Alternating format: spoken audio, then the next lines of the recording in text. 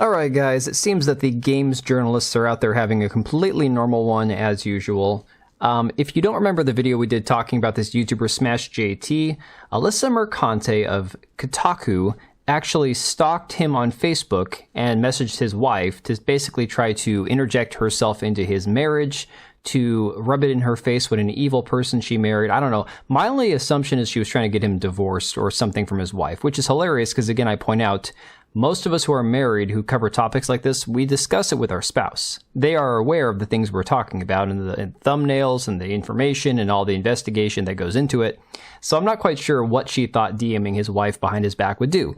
Needless to say, she has turned it into a gigantic joke. So on smashjt.com, on his website, you can see he's pointing out that she has been basically posting it as if it's like a joke, even turned it into a t-shirt where you have a little word bubble where she's like, oh, I'm just going to make this and we'll sell it for charity. I can't imagine what charity she'd be giving it to, but needless to say, games journalists just continue to prove that they are some of the most awful people on the planet. Forget about in media, just awful people in general. Now this kind of connects to a video that we did a couple weeks ago talking about Grummz being accused of being a con artist and scammer. And if you don't remember who Grummz is, Mark Kern, former World of Warcraft developer, he has been massively pushing a lot of this anti-woke, anti-DEI agenda against a lot of these video game developers and the consulting agencies and all this stuff. Well, he has a fan, and I say fan in a sarcastic sense here, Nick Calandra, who is a former editor-in-chief for one of these magazines. In fact, I'm not quite sure which one it was. Let me pull this up here. I'm blocked, so I have to go and look at it from a second account here.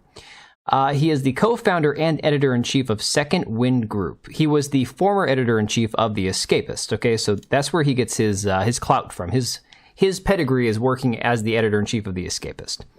Grummz today posted, "I just got doxxed. My family has been doxxed." Now, before I continue, I haven't seen the personal receipts that have been shared. There's a lot of discrepancy, existing on the internet about what constitutes doxing versus publicly available information, whatever. I take it as if you post something, even if it's publicly, searchable information, with the intent to cause somebody to get harassed, harmed, threatened, whatever, that should be considered doxing, even if somebody could, let's say, find out what the address where you work or a home that you currently reside in. Let's say it didn't require too much investigation for anybody to figure it out, like a celebrity or whatever. It's still another thing to go out there and say, yeah, here's his address, we should all do blank. So it's still kind of a scummy move, whether it meets the standard for doxing or not. So he goes on to say, Second Wind and former editor-in-chief of Escapist, Nick Calandra, has weaponized his Discord server and is encouraging his thousands of Patreon supporters to dox me. They did. And unlike certain other journalists who don't post receipts, I will. And then he goes on to say, basically, that Nick has been stalking him, tweeting about him for almost 2 months. And this is true. Nick, whether or not there's any validity to his investigation into Grummz, kickstarted, crowdfunded game that's been in development for it seems like 8 years now, whether or not Grummz is guilty of any mismanagement of funds or not delivering a product or whatever, this guy Nick Calandra has some sort of obsession with Mark Kern. It goes beyond what's considered healthy, I would imagine, because it's one thing to say, I feel like there's a story here, I'm going to connect the dots and I'll come back when I have the whole thing put together and then I'll expose the guy. But this is like a sick obsession that he has. And so, of course, he points out that he was once fooled by one of the supporters of Grummz into publishing a story on X from a user whose name was an anagram for urinalist, and he fell for it. He's talking about Gigabear, the person that was in the video that I did previously, who convinced Nick Calandra that there was all this information out there, and Nick fell for it, and then he was like, yeah, gotcha, it was a joke, right? Again, I don't condone or condemn it. It's just, I'll laugh at it. It is what it is. So Grummz goes on to say, this is disgusting behavior and a dangerous one. There have been multiple documented threats on my life, which is true. We've seen previous people like Denim's TV on Twitch saying that she wants to increase the bounty on Grumm's head from 20,000 to 30,000, with the original person that posted the tweet, the joke about the $20,000, take this guy out for the love of humanity kind of tweet. I believe he actually is an Antifa member, I'm hearing, so that's a very legitimate concern, I would say, if somebody wants to put a bounty on your head and they're a member of Antifa. That could be considered a serious threat, in my opinion. He goes on to say that Nick calls him a grifter, but earns over $54,000 a month attacking Grummz and enabling violence against him by egging on his community. And so you can see the screenshots here. These are from the Discord server. I do believe GigaBear was the one that got on the Discord and pulled these screenshots off. And again, you see people discussing, trying to find Grummz' address. They say, not if it's not him. There are several people in the US with all three of those names. Maybe there's some registry for debtors and bankruptcies with actual info, like I can look up person here if they're in debt easily. Nick says, I'm looking to verify. Another person says, I don't think so, but there's one public registry where an entry exists with a matching address to your screenshot, Nick's secret edited. Then Nick responded to the LinkedIn or the bankruptcy. Let's not share addresses in here, even if public record. And this is Nick realizing, oh shit, if somebody comes in here and sees this, it's going to look really bad for me.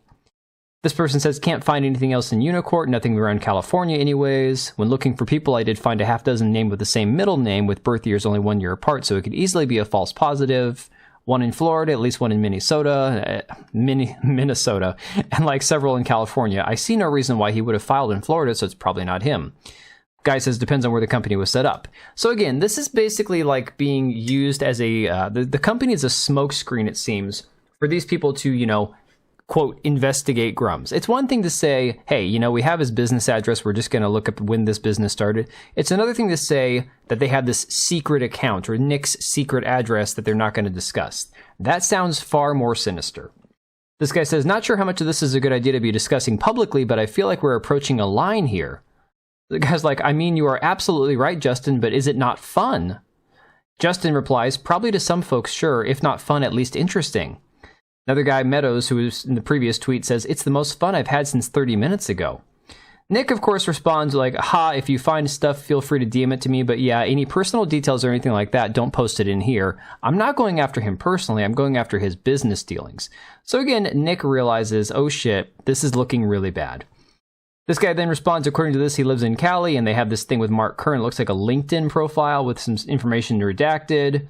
Guy says, oh, gross, I used to work in blank. That's also a really expensive part of the state. So they have his city now, okay? Again, this is them digging for personal information. This is not business. Nick then, this is a screenshot of a tweet where he says, I should have shared the Patreon account they used as well as for anyone else they might try to infiltrate. Alts they use are Rusty Nail, The Red Gear, Gigabear with an underscore, Brandon Jones, email name they used, and I'm sure there's plenty more. So again, this is like a gigantic operation that Nick has had going for what appears to be months now, okay? That has basically escalated to the point where they are flat out doxing this man, trying to dig up every piece of information they can about him, which doesn't sound to me like they're just doing an investigation into his crowd-funded game. Atreus here says, I want you all to keep in mind that a 20,000 bounty was put on this man's head and that dipshit Denim's TV upped it to 30K. Now they're doxing his location. They quite literally want this man dead over video games. Do you not see it now? It's war. And that's a very, very valid point. Savvy over here says, what did I just say? You encourage doxing and play with fire, you will get burned. Let's not share it in here, but he says later to send it to him.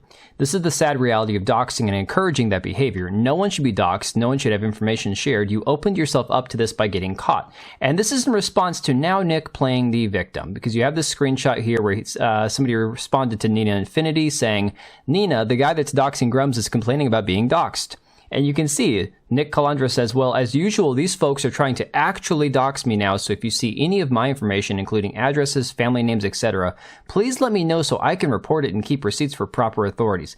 Now look, guys, I don't think it needs to be said, but doxing is bad. Don't dox anybody.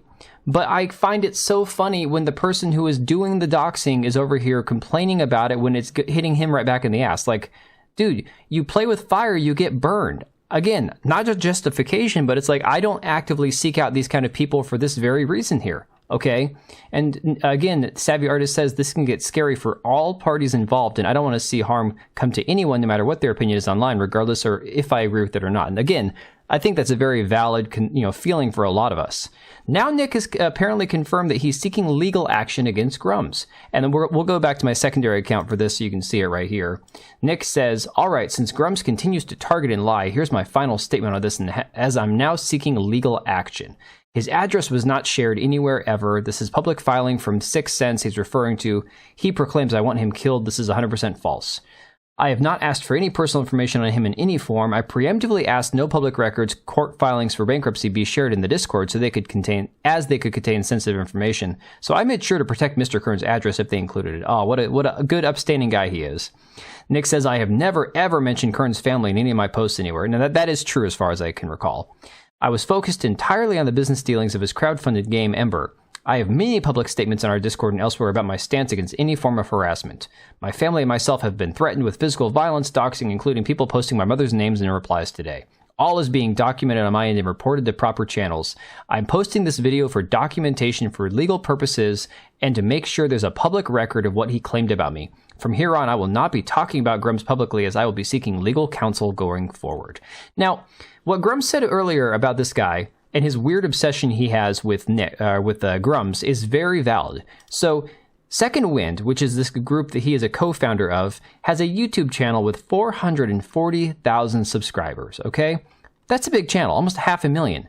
They have videos that have views going all the way up into, what, it seems like 260,000 views, 382,000. Those are good numbers that they're pulling. I'm sure these videos are all monetized. I'm sure it's probably advertiser friendly. So if you look at the views that they have over this course of time, just within 3 weeks, every one of these is like 6 digits, if you want to do like the 100,000 digits, 6-digit views on these videos. Like, that's a good amount of revenue they're pulling in. On top of their Patreon for Second Wind, which does in fact sit right now at $54,510 a month in revenue, just on Patreon alone. So it is like mind baffling. Like I'm completely like blown away that Nick would be over here calling Grummz a con artist, a scammer, a grifter, spreading lies for money. When the reality is Nick did his big expose on Grummz a while back and didn't prove anything at all with all these tweets and all this information that he put forward, other than essentially now leading a brigade of people to try to dox Mark Kern. And yet here Nick is sitting back collecting $54,000 a month on Patreon. It's a staggering amount of money that he's making, where his one sole sick obsession is to go after Grummz. And again, I've been on record saying I don't think Grummz is probably innocent in all this. I'm sure that there are some things that have happened because honestly, anybody who has access to money, things happen. Okay, whether it was misspending a few dollars here, or not focusing on some aspect of the game, or cutting some corners, or inflating the development process of the game itself. Who knows? I'm not making any claims. I'm just saying people are all human. Okay, people make mistakes. But this guy's obsession with trying to bring Mark Kern down is almost on the level of Alyssa Mercante. And Master the TDS says over here that Alyssa is having a real one over it as well, where Alyssa is like, another page out of the Chud playbook, claim that you've been doxxed when you have not been doxxed so that your anonymous bootlickers can actually dox the person you claim doxed you. Very dangerous stuff. This is how my parents' and grandparents' address started circulating online. I don't know why I spelled dox different. How do you spell dox? Alyssa, I can't help you there. I can't give you an intellect or a brain or a soul or a heart or empathy or any of that crap. What I can tell you is that she'll be out of a job soon. This Nick Calandra guy, unfortunately, I think his job is probably safe, because if he's pulling those kind of numbers on YouTube and Patreon, he's making good money. And the sad part is that he is using his influence. Apparently, I'd never heard of him before all this stuff, but he's using his influence and his platform to encourage people to try and dig up as much information on this man, that whether you like him or not, or think that he is, above board on everything he's done, this is not the way to handle it. Like, I'm sorry, there's a better way to go. And unfortunately, Nick, I think, is getting what he deserves in all this. But maybe you guys can let me know what you think about all this. I know it's a lot to unpack. It's a lot to think about. But all in all, don't dox anybody. But enough is enough, guys. Like, these games journalists are completely out of their minds. But I'm going to stop right there, and I will catch you guys later. All right, and if you made it this far, thank you so much for watching the video. Thank you for being here. I do have 2 channels, Minimal Effort Podcast, as well as my gaming channel. I do have a Twitch and Kick for my gaming channel. We do live streams over there occasionally, maybe once a week. And then if you are in the market for a new PC, make sure to check out Meta PCs. Click the link I have down below. Use code TBO at checkout for a special discount. Thanks again for watching, and I'll see you next time.